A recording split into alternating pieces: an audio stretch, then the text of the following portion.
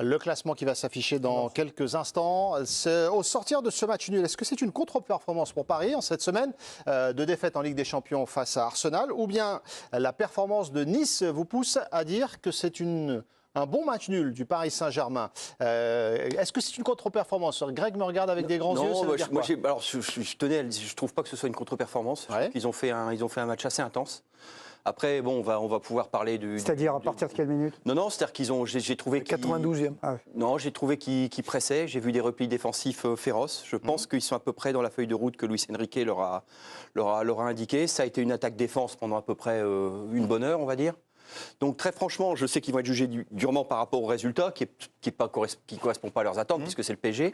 Mais je suis très loin, personnellement, d'avoir vu un mauvais match.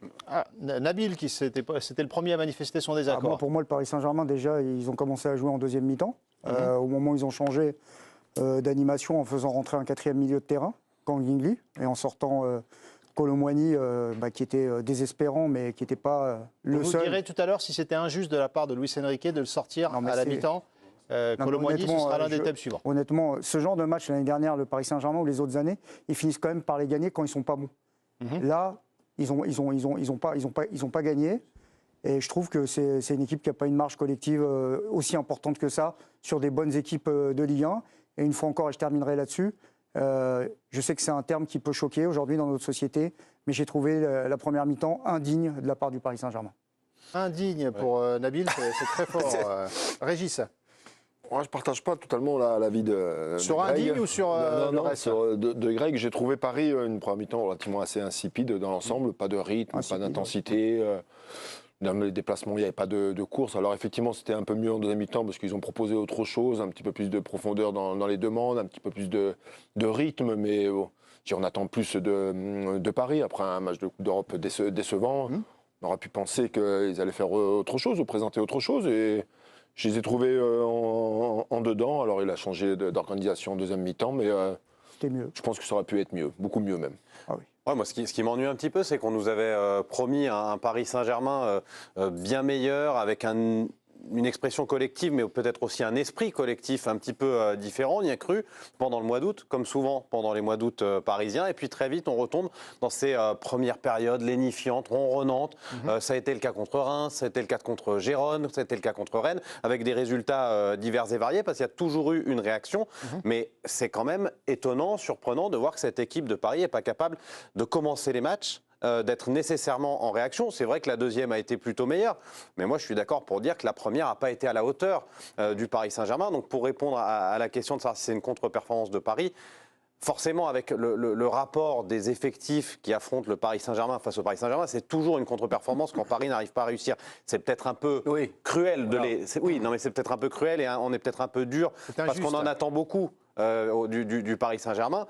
Mais on en attend beaucoup et on était très très loin du compte en première période. C'était mieux en deuxième. Alors justement, première période, Jérémy, vous avez une stat pour accréditer les différents propos sur cette première période? Paris a mis son premier tir à la 26e minute de jeu. C'est le premier tir le plus tardif pour le Paris Saint-Germain depuis que Enrique est arrivé en Ligue 1. 26e minute pour le premier tir du PSG. Ah, c'est retenu ça comme stat ou pas? Ouais, ça veut dire qu'il progresse dans la conservation. Ils l'ont gardé encore plus longtemps. Mais il y a un peu de ça.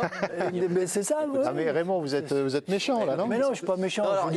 Ce jeu, il est vous savez utiliser des mots insipides, stérile, indigent. Voilà. Je veux dire, c'est vraiment... Ils peuvent jouer, mais pendant 8 jours en première mi-temps. Mais ce qui est plus grave, je dis à la limite, s'ils ont la maîtrise, ils gardent le ballon, ils jugent l'adversaire, sans vouloir aller devant, parce qu'il n'y a personne qui va dans la profondeur, ils regardent.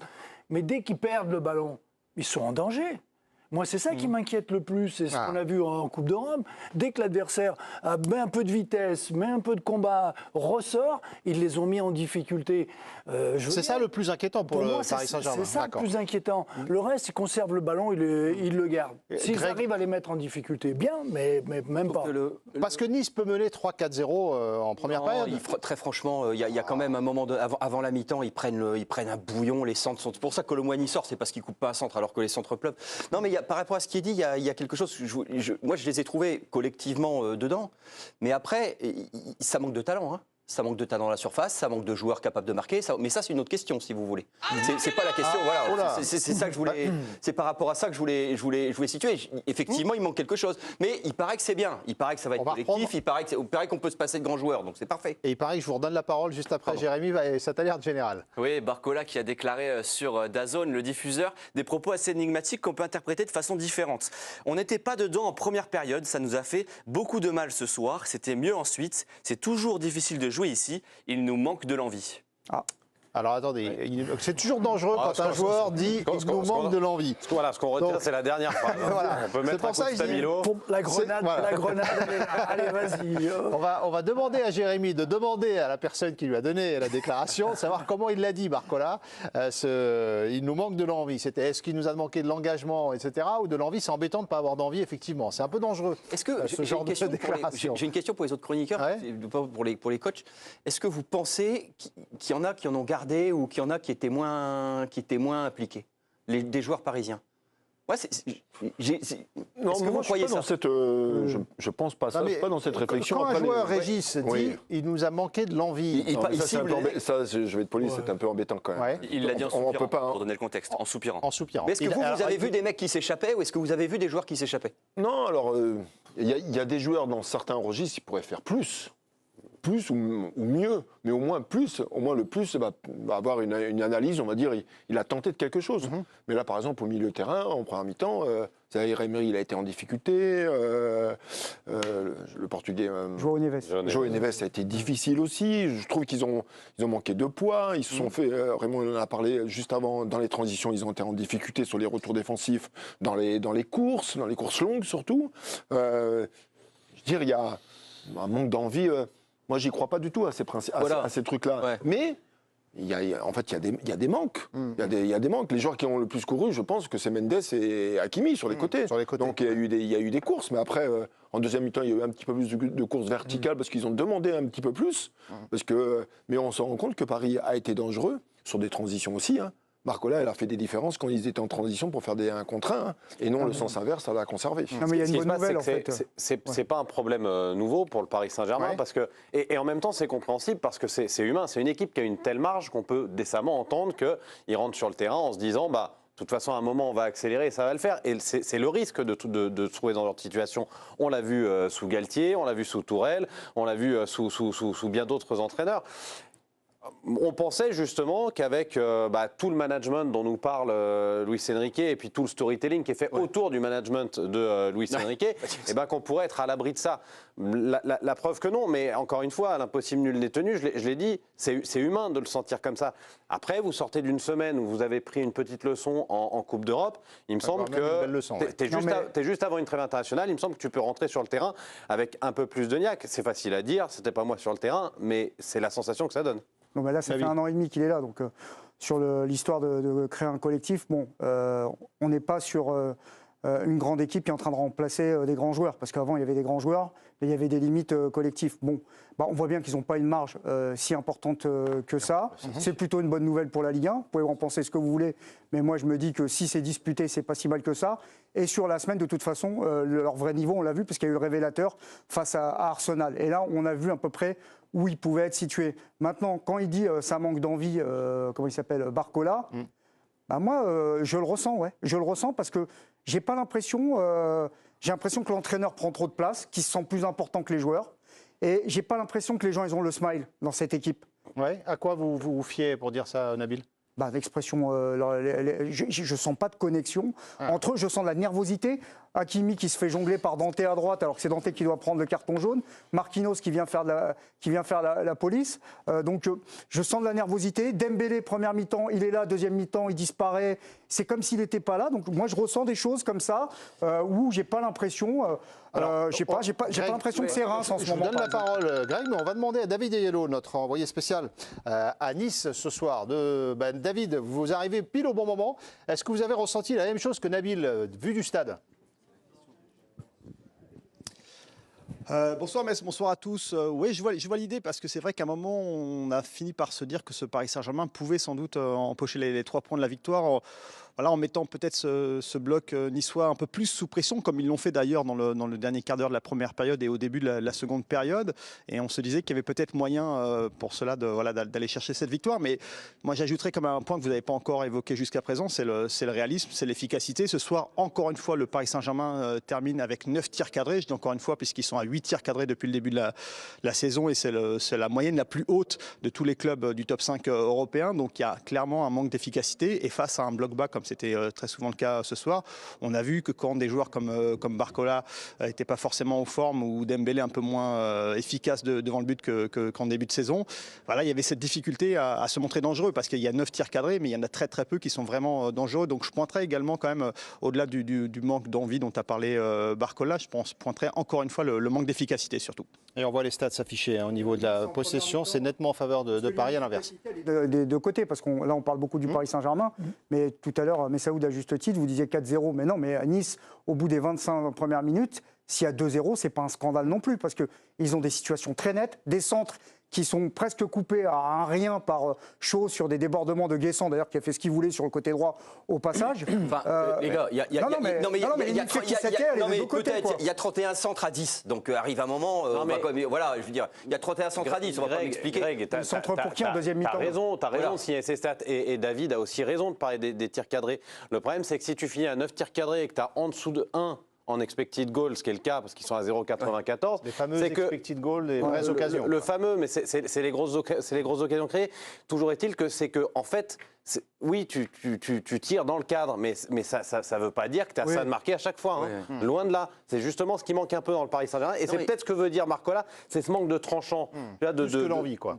Plus que l'envie de tranchant dans la finition. Alors, Greg, je redonne la parole. Vous connaissez le principe, l'équipe Connect, nos téléspectateurs participent au débrief. Et il y a une question pour vous tous, d'ailleurs, Jérémy. Exactement, question très intéressante de Jérémy, téléspectateur de l'équipe du soir. Il a scanné le QR code que vous voyez sur votre écran pour poser cette question. Paris est-elle devenue une équipe ennuyeuse à regarder? Ben justement. Plus ordinaire, je dirais. À propos de ça, parce que c'est une réflexion de Timothée. Bon, de toute façon, normalement. On va répondre quand même à notre. Oui, mais justement. Okay. Normalement, ils sont au-dessus. Normalement, le PSG est au-dessus. Donc l'indicateur, c'est pas vraiment est-ce qu'il gagne le match, est-ce qu'il le gagne pas. Il faut trouver. Moi, j'ai toujours trouvé avec cette équipe, depuis que les Qataris sont là, d'autres indicateurs. Et la notion de plaisir, c'est quelque chose qui m'interpellait chez eux, qui y avait chez Ibra, quand il y avait Neymar, ça dégageait quelque chose, une sorte d'allant, et c'est vrai que ça a disparu. Et ça rejoint. Ça on peut le dire. Ça rejoint ce que dit Nabil sur cette espèce de smile, de banane, il y a plus de plaisir. Mais voilà. Non mais t'as le plaisir, t'as le smile individuel, mais t'as aussi l'espèce de plaisir collectif de réussir quelque chose. Ensemble, et on y a un petit peu cru au mois d'août, parce qu'on a vu des matchs plus aboutis. Est-ce que c'est devenu une équipe ennuyeuse? Moi, je dirais pas que c'est une équipe ennuyeuse parce que c'est les réactions. Donc au moins, on voit des matchs où il se passe quelque chose dans un sens puis dans l'autre. Simplement, en première période, ça fait 5 matchs, ceux que j'ai cités, plus Arsenal, mais Arsenal c'est un peu différent, où les premières périodes de Paris sont ennuyeuses, on peut le dire. Ah, mais c'est la bonne question de Jérémy. Votre regard, Raymond, répondez franchement à Jérémy. Est-ce que c'est une équipe qui est devenue ennuyeuse à voir jouer? Ah non, moi, et depuis un moment, je dis et je le répète, c'est ce jeu de possession qui m'ennuie. Donc c'est Luis Enrique? Non, c'est le jeu de possession. Non, mais quand je dis Luis Enrique, c'est cette philosophie de Luis Enrique. Ceux qui ont vu Manchester, Arsenal il y a 15 jours, la deuxième mi-temps, c'était une catastrophe. Oui, mais ça a été reparamétré ce match-là, Raymond, parce qu'Arsenal s'est retrouvé à 10 contre 11. Oui, mais je veux dire, c'est Manchester, c'est City qui avait le ballon et qui le faisait tourner. Ils ont pendant 45 minutes et ils marquent sur un corner à la dernière minute. Revenons à ce Nice PSG. Mais c'est ce jeu qui est ennuyeux. Donc les joueurs, ils sont dans ce système-là et ils doivent pas perdre le ballon. L'objectif, c'est on ne doit pas perdre le ballon. Je veux dire, quelque part, ils ont ancré ça. On les voit, le nombre de passes qu'ils mettent en retrait, derrière, ils les retrouvent au milieu, ils remettent le ballon derrière et ils retournent. Et tous les joueurs sont dans cet esprit-là. Je veux dire, comment on veut créer quelque chose de spectaculaire? Le déséquilibre, il faut qu'on le crée d'une manière exceptionnelle parce qu'on a réussi tout d'un coup à déborder avec des passes miraculeuses. Mais non, mais ça ne marche pas maintenant, les adversaires. Ils sont en place, ils défendent, ils sont costauds. Je dis, si on ne met pas un autre ingrédient que cette idée, il ne faut pas perdre le ballon, ben non, moi je leur dis de temps en temps, perdez le ballon, mais tentez quelque chose. Bravo à Jérémy qui nous regarde. Tout à l'heure, on va tout dire, j'ai entreaperçu un léger bâillement de Raymond. Et bam, Jérémy l'a transformé. Il l'a sorti de l'envie de Luis Enrique tout à l'heure. J'ai mangé un dessert un peu trop sucré. Vous ne prenez jamais de sucre au soir d'habitude, Raymond. David Aiello, toujours en direct de Nice. Est-ce que vous partagez cette impression?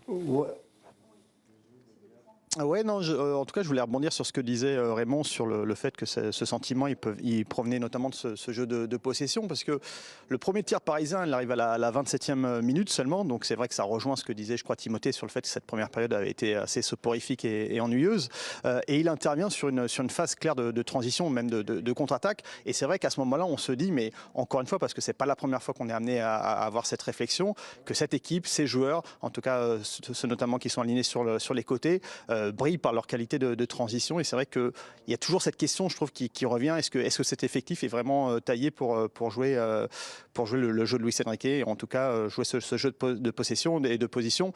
Voilà, il y a cette question, je pense, qui vient également avec le côté ennuyeux, plus que disait Raymond, sur le fait qu'effectivement, maintenant, voilà, on sait comment contrer ce Paris Saint-Germain, on sait que c'est compliqué, d'ailleurs Luis Enrique l'a déjà dit souvent, c'est compliqué d'affronter un bloc bas, donc on a le sentiment parfois qu'il n'y a pas ce plan B justement qui consisterait à davantage jouer les transitions.